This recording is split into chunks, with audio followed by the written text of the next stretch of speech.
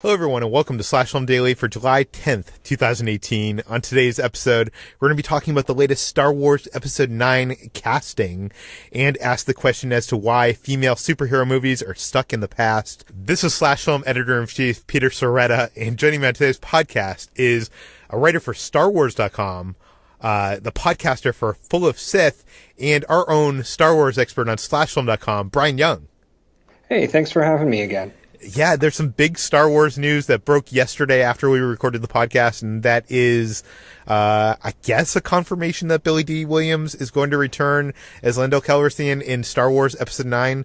This had been rumored for quite some time because I guess Billy Dee had canceled a convention appearance, which led to the rumors, and now Hollywood Reporter is confirming those rumors, although we haven't gotten one of those nice spiffy press releases from Lucasfilm, so it's not yet, confirmed by the Mouse House.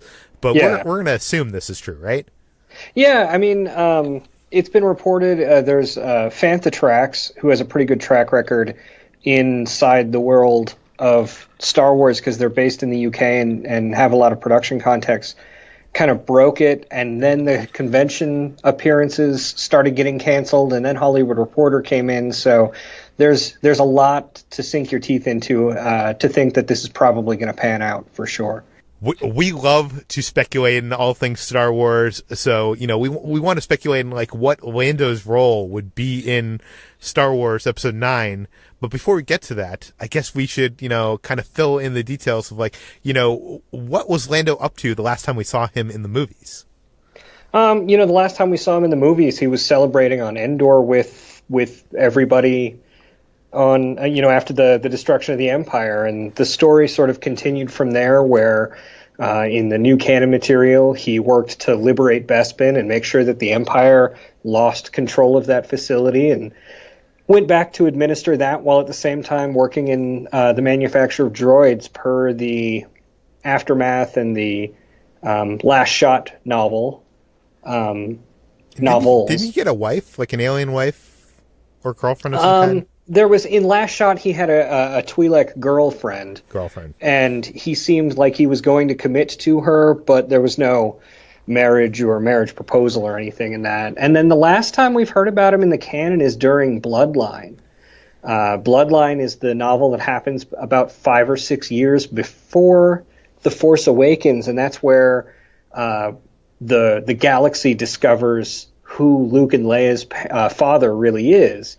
And the only mention we get of Lando Calrissian in that book is that he sends a word of support to Leia, who's had since to resign from the Senate because of this revelation. He sends her a note of support, and that's the last time we've heard from him in the canon before the timeline of Force Awakens and Last Jedi so far.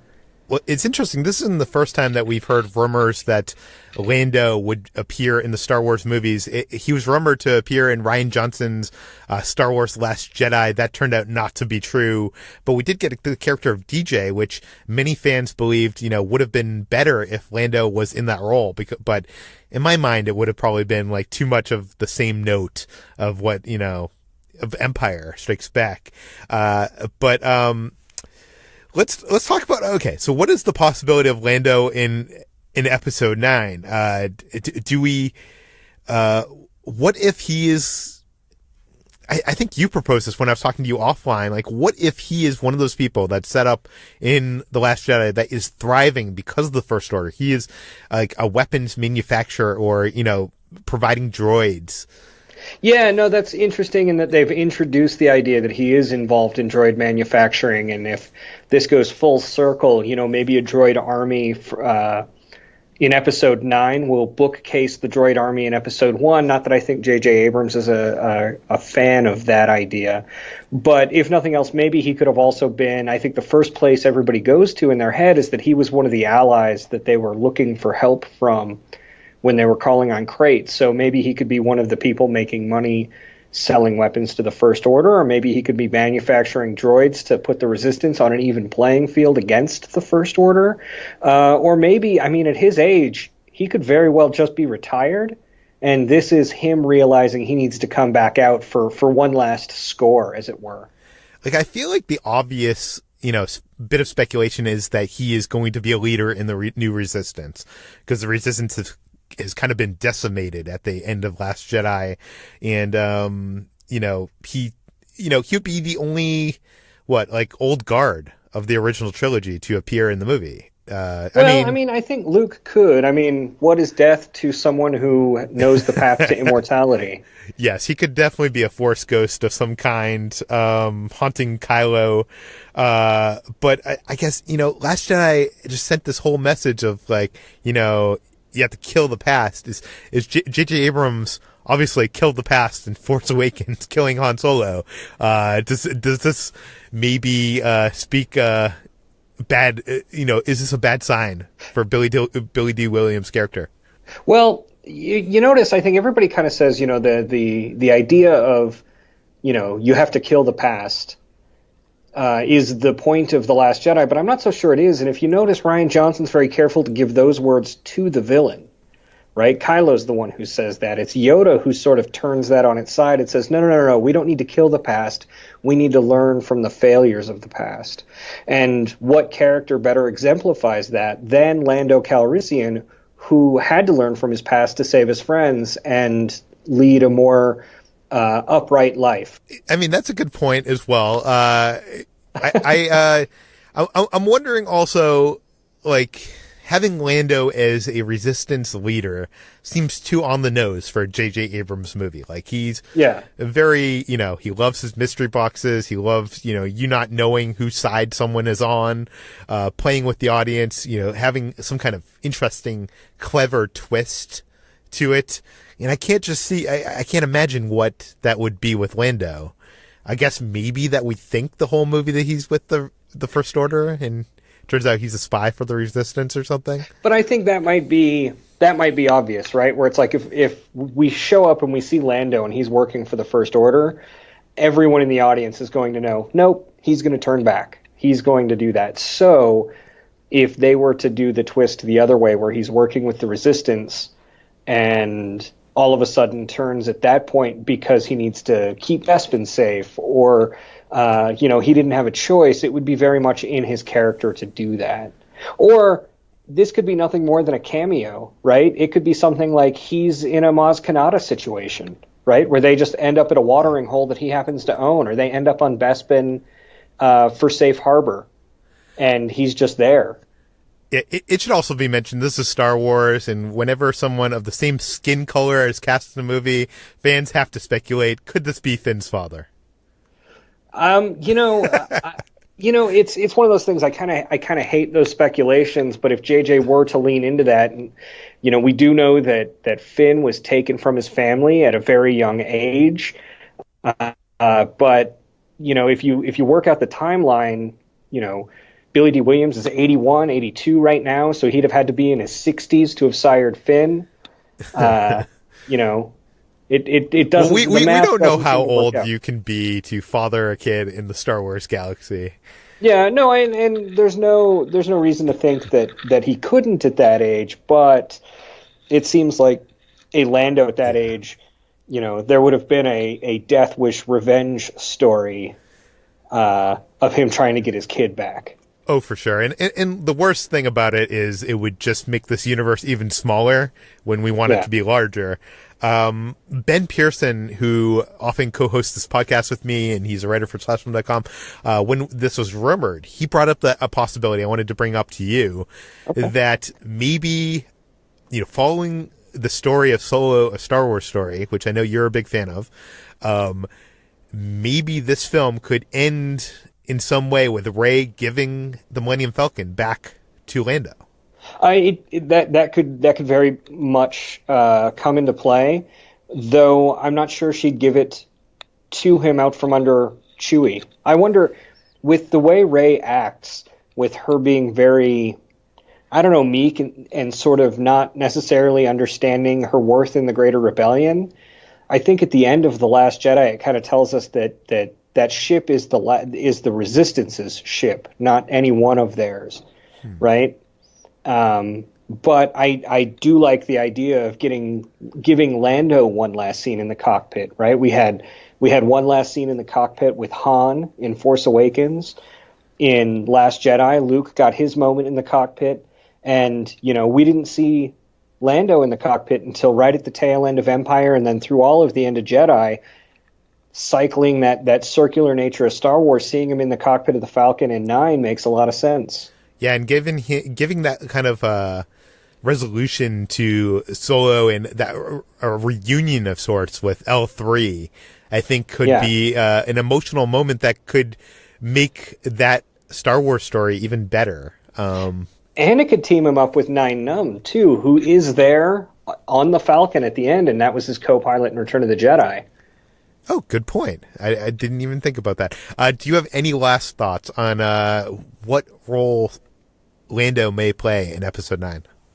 Well, I think the frustrating thing is we all want to really dive in and think about where he could be, but we don't even know what kind of time frame this film is going to be in. A lot of my sort of off the, back of the envelope calculations about how I think they'd have to move the timeline forward to deal with Leia is to move it, give us 5, 6, maybe even 10 years.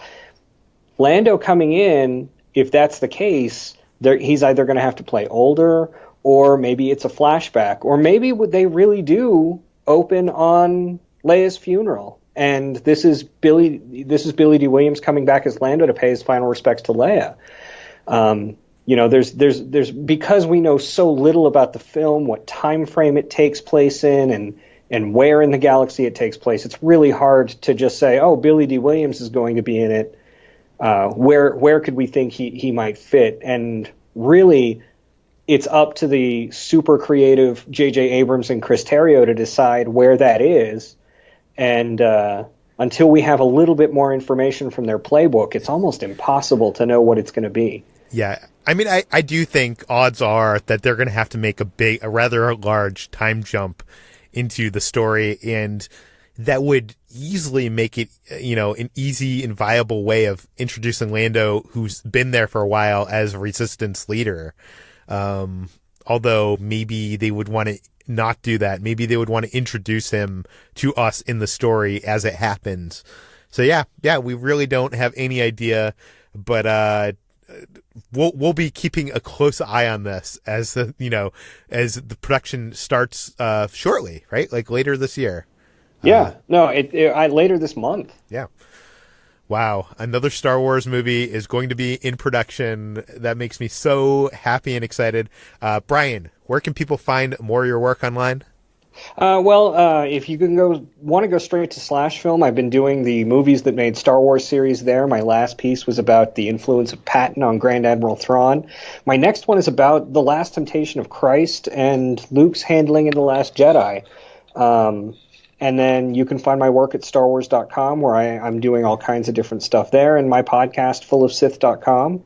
And if you want to find me on Twitter, I'm always there talking about Star Wars, which is at SwankMotron. Thanks for joining us. Oh, thank you for having me. And now time for our feature presentation. I'm going to bring on Slash Film writer, Hoai-Tran Bui. Hey, everyone. Last week, HT wrote this great article on the site called Why Are So Many Female Superheroes Stuck in the Past? And I thought it was a great point that I did not think about. So, HT, tell us about it. So many is kind of a term that I use liberally because there are only 2 real major solo female superhero films that have come out in the past decade or will come out soon, and that's Wonder Woman and Captain Marvel. We've had some in the past, but they haven't done so well and haven't had quite the attention that Wonder Woman and Captain Marvel have now with the age of superheroes that we're in. So I kind of noticed this as the filming for Wonder Woman 1984 was going on, which is the sequel to the first Wonder Woman. And I was thinking, why are both Wonder Woman solo movies set in past decades? So the first Wonder Woman is set in the 1910s, towards the end of World War I, and it's her introduction to the civilization of man and society, and they kind of do World War I as sort of a play off of her World War II origins and everything. But there is no real reason to set her sequel in 1984, which is where the second Wonder Woman is set in. It just seems like it's unnecessary, and also it feels like it sets a character who is such a great modern icon for so many young girls today, again in the past, where she deals with the rampant sexism and workplace harassment of the early decades without having to tie it with sort of the modern political issues of feminism that's become so divisive today.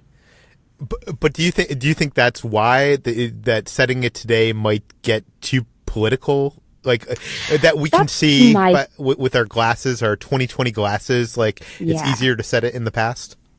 That's my thinking, is that, Wonder Woman is this icon of female empowerment, and instead of placing it in modern day where she can deal with modern day female issues like equal pay or something, which might rile up people who will accuse movies of being SJWs. It is easier to set in the past where we know that there's rampant sexism, and we know that, she's going to prove these men wrong, and that it was part of that time. And I think that my thinking is that by setting these movies in the past, Hollywood does not really know how to tackle issues of sexism in modern day context. It's easier to do it in this, like you said, rosy, nostalgic glasses, because we know that men were in the wrong back then and women were, suppressed back then. And it's easier to set today. Yeah, it's easier to set like a racism tale back in like the age of when that whole transition with Martin Luther King and stuff like that than it is today, I think. It's why we have so many movies about slavery and so few movies about modern day police shootings or violence against modern day black men. It's just harder and more politically polarizing. Yeah, and it should be mentioned that, it isn't just the Wonder Woman films that are doing this. Mm-hmm. Captain Marvel is coming out in that set in the 1990s. Mm-hmm. Maybe so more for, because they need to set her up before like the modern MCU. But Marvel has also done this before with Peggy Carter. Yeah, so Peggy Carter is part of Steve Rogers' backstory when he was first created in World War II. And I noticed a lot of like the similar story beats with Wonder Woman's story kind of done in Peggy Carter's solo series, Agent Carter. And it's her dealing with, workplace harassment and sexism and people underestimating her in the 60s, and she constantly has to prove them wrong. And I remember when the series first came out, there was actually a little bit of chatter around the series with some people saying, oh, it seems like the sexism is just over the top, and people are like, no, that's actually how it is back then. And to be honest, it's how it is today too, but it's easier almost to tackle it in the 60s rather than it is today. Because like sort of Mad Men, you always know that the characters will be dealing with these obstacles of sexism, but it's different than if you're tackling it today. Okay, so now all this said, it seems like, the future is bright for female superheroes. It seems like, we're not going to be stuck in the past forever. Especially with, the Wasp being introduced kind of in Ant-Man and the Wasp, and hopefully Black Widow getting her own movie. But we don't know that's not a prequel. So yeah, it's concerning because there have been reports early on saying that the Black Widow movie will be a prequel, which will again be set in the past. And it really is, I think, time for us to see women in the modern day context that they are now, and to have more young girls who are watching these movies be able to look up to people who are dealing with issues that they're dealing with today. Yeah, and it should be mentioned there are other things on TV, right? You mentioned that in your article. Yes, Jessica Jones and Supergirl are both set in modern day, but and while they're really great TV shows, it doesn't have quite the same sphere of influence as major motion pictures. So I'm hoping as we get more female-led superhero movies and more solo efforts from with female characters, that we'll see like a change in this, and this isn't a trend or something that we stay with as we get more female-led films. See, I'm really curious what Kevin Feige or Patty Jenkins would say about this, because it's such an interesting idea that I did not think about until your piece, which can be read on slashfilm.com. I would recommend everybody go check it out because it has a lot more that we did not talk about here. HT, where can people find more of your work? So you can find me every day at slashfilm.com, and I'm on Twitter at Hoai-Tran Bui. You can find more of all the articles we talked about in today's podcast on slashfilm.com and linked in the show notes. This podcast, Slash Film Daily, is published every weekday on iTunes, Google Play, Overcast, Spotify. You can subscribe on all the popular podcast apps. Please feel free to send us your feedback, questions, comments, concerns to Peter at slashfilm.com. And please go rate and review this podcast on iTunes. Spread the word, tell your friends, and we'll see you tomorrow.